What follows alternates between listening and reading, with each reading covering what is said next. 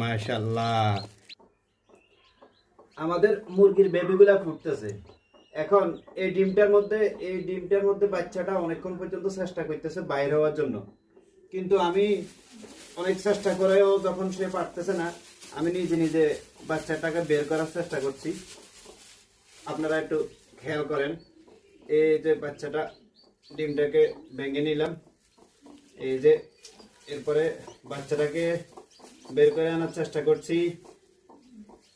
ওই এই বাচ্চাটার অংশটা নিচের দিকে, এই জন্য বের হতে পারতেছিল না।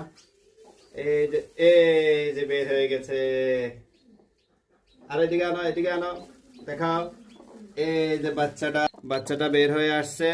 ওটা বের হইতে পারতেছিল না, উল্টা ছিল সম্ভবত। যদি অপারেশন করে না নিতাম, ডিমটা খুলে না নিতাম, তাহলে এটা ভিতরে মারা যাইতো। ইয়েস, দাও তুমি এটাকে তা দাও, সুন্দর করে তা দাও। ওকে, আল্লাহ হাফেজ।